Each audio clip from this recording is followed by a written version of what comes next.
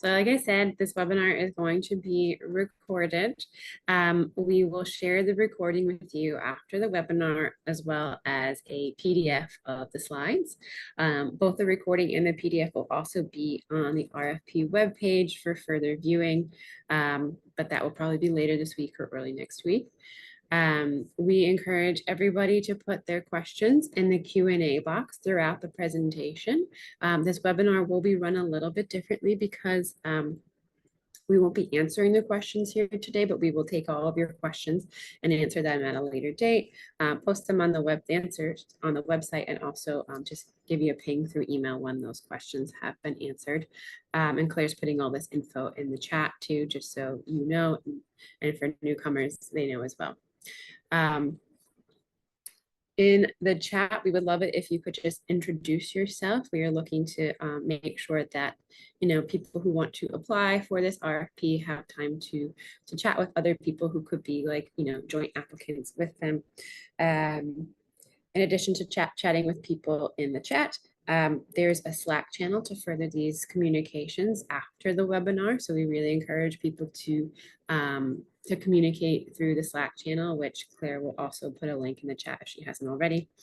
But again, really just want to emphasize putting all questions in the Q&A specifically, because that is where we'll go to grab them and answer them.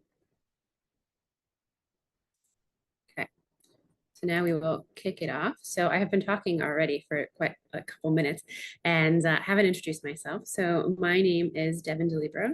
I am the program manager on this project. I work on the clean transportation team. So with me here doing the presentation today is my colleague who will introduce herself. Hi all, I'm Claire Hazard. I am a program administrator here with MassCEC, and I am just working to support Devin with the on-street charging program. Great. And so just a little bit more about MassCEC for those of you who might just need a little refresher. MassCEC is a quasi-public state agency with a dual mission of reducing greenhouse gas emissions across the state and accelerating Massachusetts' clean energy economy. We do this through a few different sectors. Our climate tech team works on emerging and early stage clean energy technology. The offshore wind team deploys offshore wind technology, and our workforce development team supports clean energy job training and placement.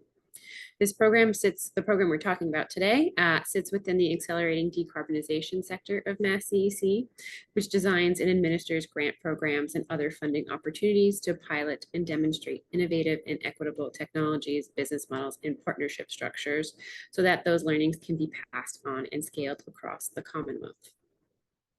So that's a little bit about us. As far as what we're going to talk about today goes, we have a little agenda overview here. We'll first start with a program background and goals, then talk about the scope of work, move on to budget and eligibility, talk about how to apply, talk about application resources and the application timeline, and then we'll wrap up with FAQs. Because we aren't answering questions today, we tried to think of some, good questions that people might ask so we can help lead that conversation.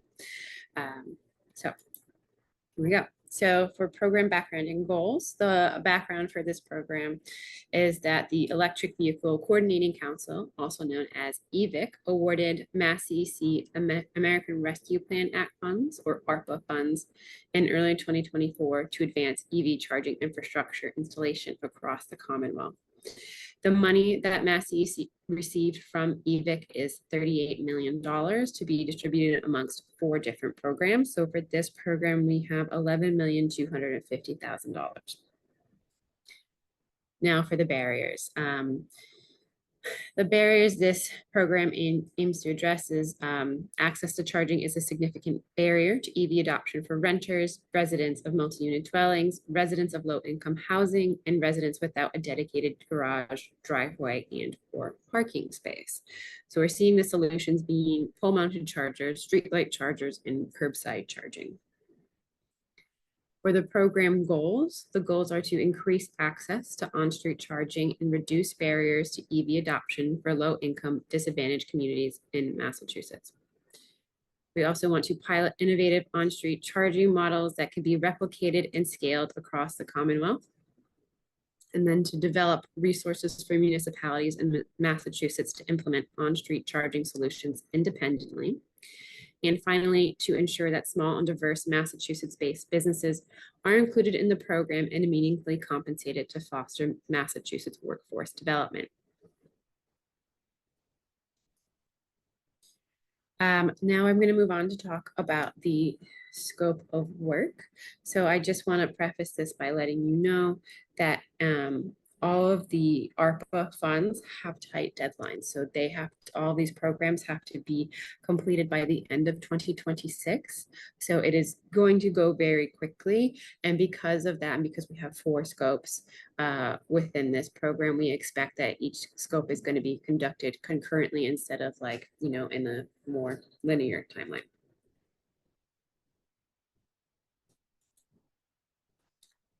Okay, so scope number 1 is project management and reporting. The technical consultant submitting proposals for consideration will conduct ongoing program management for the program. Program management and reporting will continue throughout the program and in conjunction with work conducted on all other tasks. So the primary tasks within this scope are oversight of the program and communication between MassCEC, DOER, the technical consultant team, and project stakeholders. Also to develop a data collection plan for program metrics, and to provide quarterly status reports and participate in monthly program status calls with MassCEC and DOER. Now, because of the tight deadline, we do, MassCEC does reserve the right to increase the amount of meetings just to make sure that we are problem solving and meeting all of our goals and timelines. So that, but that will be like, you know, as needed. And finally, a primary task in this scope is to provide a final report summarizing overall program benefits, lessons learned, and recommendations for programming at scale. Scope 2 is support and feasibility studies. So the scope summary for this one is that the technical consultant will provide on-street charging planning support and feasibility studies for a selected cohort of municipalities. Feasibility studies will determine recommended on-street charging technologies and locations, identify key stakeholders, propose a project timeline, and estimate total project costs. Scope 2 will solely provide planning services and will not include funding for implementation. Just want to make sure that is very clear. As for the primary tasks, they are to develop a feasibility study template, develop a work plan template, in collaboration with MassCEC and DOER, develop a municipal selection process and select a cohort of municipalities to receive planning support and feasibility studies. And finally, to collaborate with selected municipalities to host kickoff meetings, create and submit work plans, conduct community outreach and site assessments, and create a final report. Moving on to the third scope, which is project implementation. The technical consultant is responsible for implementation and technical assistance for on-street charging projects for a selected cohort of municipalities. The implementation projects will fund the installation of on-street charging EVSC at selected locations within the municipality. The technical consultant will also support the municipality through technical assistance and project management. Scope 3 will support both planning services and implementation of on-street charging projects. So that's how Scope 2 and Scope 3 are different. As far as primary tasks go, they are 1, selection of municipalities to receive implementation funding for on-street charging projects, and also in collaboration with the selected municipalities, conduct kickoff meetings, develop individualized implementation work plans, conduct community outreach, and perform site assessments to determine final sites. Also to support selected municipalities with permitting approvals and procuring on-street charging technologies. And finally, to lead the installation of on-street charging stations, develop a maintenance and operations plan to provide ongoing support to municipalities. So quite a bit there. And then the final scope of work, scope 4, is public on-street EV charging, the public on-street EV charging guidebook. For the summary, the technical consultant will develop a public on-street EV charging guidebook for implementing similar projects in Massachusetts. The guidebook will identify potential on-street charging project structures, address key considerations, and provide information and resources for municipalities to accelerate widespread on-street EV charging adoption.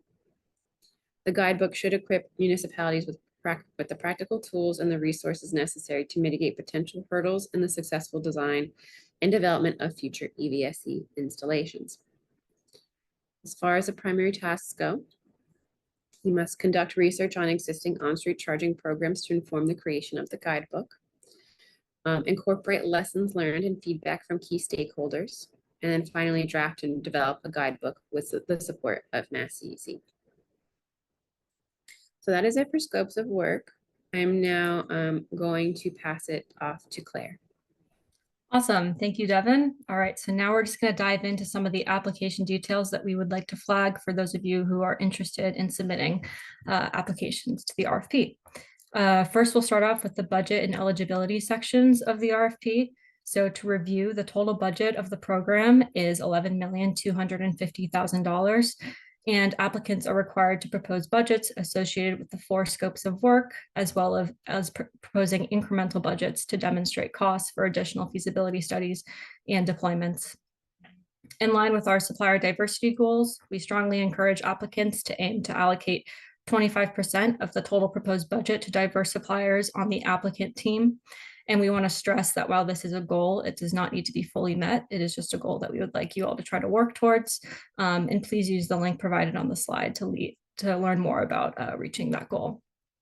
In terms of applicant eligibility, applicants are encouraged to form teams comprised of multiple entities, which can range from municipalities to CBOs to charging manufacturers, all of which will come together to work on one team to propose a project with one entity designated as the lead applicant.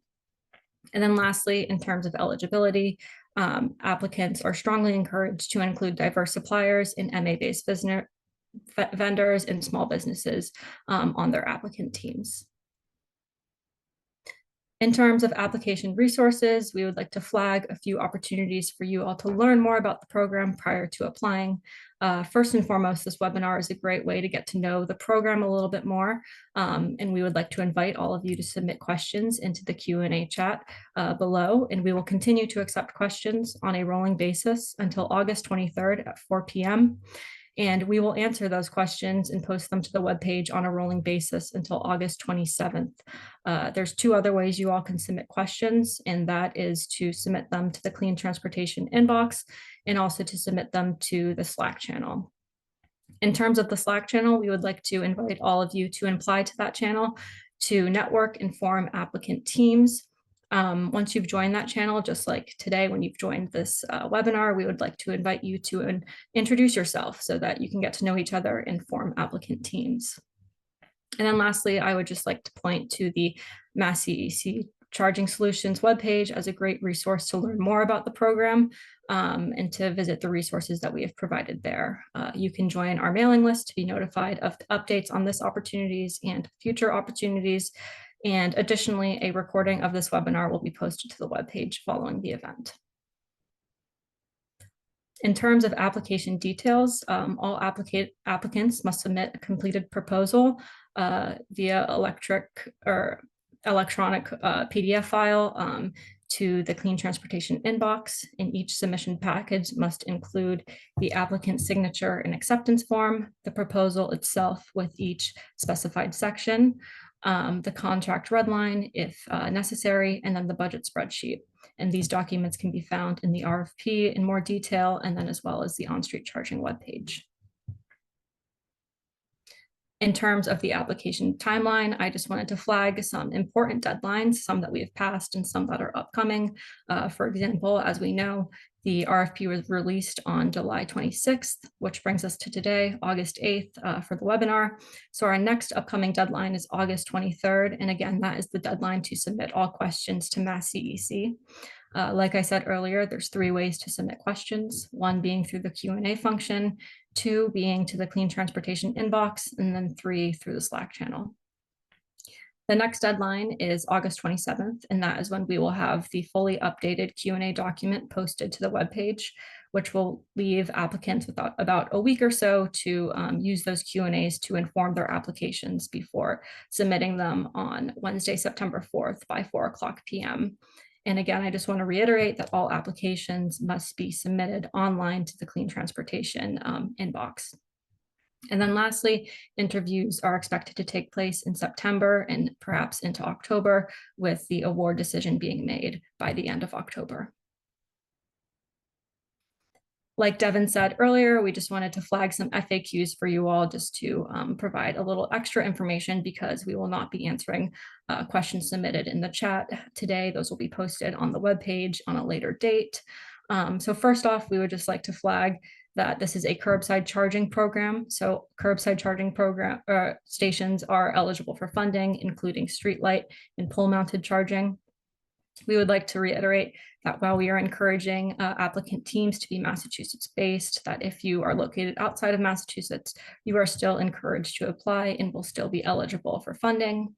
In addition to that, in line with our supplier diversity goals, we are encouraging applicants to meet the 25% rule of allocating 25% of funding to diverse suppliers. However, this is not mandated, and it is just simply a goal. So if you make your best effort to reach that goal, you are still more than encouraged to apply, and you are still eligible for funding.